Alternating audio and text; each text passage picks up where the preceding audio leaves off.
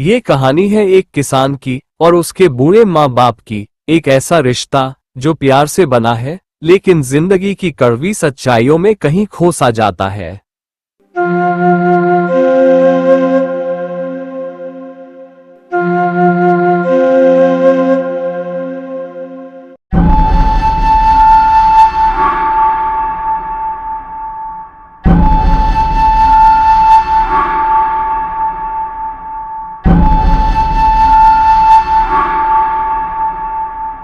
सुबह का समय था। गांव में हर दिन की तरह एक नई शुरुआत हो रही थी और इसी गांव में रहता था राजा नाम का एक मेहनती किसान। राजा अपने माँ बाप, पत्नी और दो प्यारे बच्चों के साथ इस गांव में रहता था। उसके जीवन की असली पूंजी उसका परिवार था।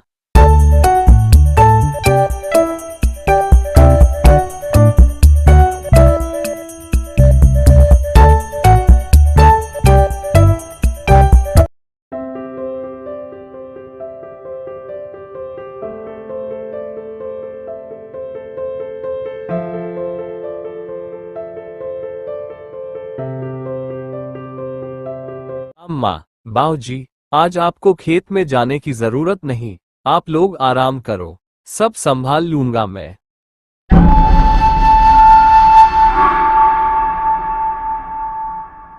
बेटा, कुछ काम में हाथ बटा देंगे तो अच्छा लगेगा।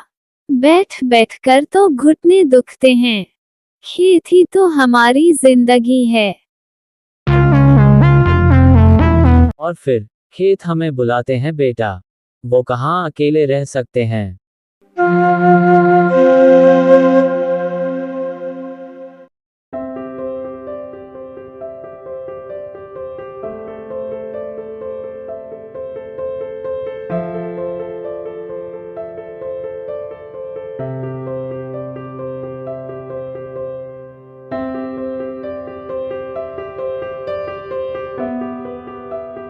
ये थी राजा के परिवार की सादगी, मेहनत, सम्मान और एक दूसरे के लिए प्रेम से भरा जीवन। यही तो था असली सुख।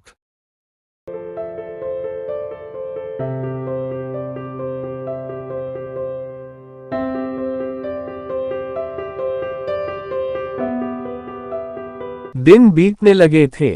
राजा खेतों में जुटा रहता और घर में उसकी पत्नी शीतल का राज चलता था।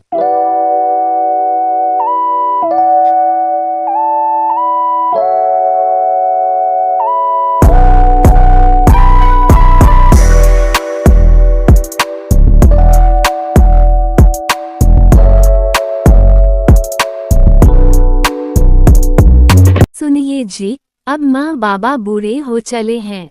सिर्फ खाते रहते हैं, कोई काम के नहीं। दिन भर बैठे रहते हैं चौकी पर।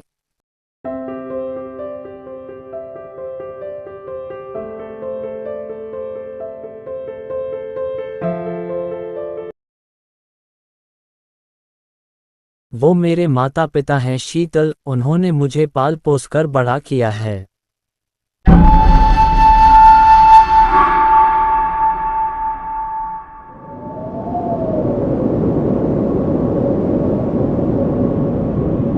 पर अब हमारे बच्चों का खर्चा भी बढ़ गया है।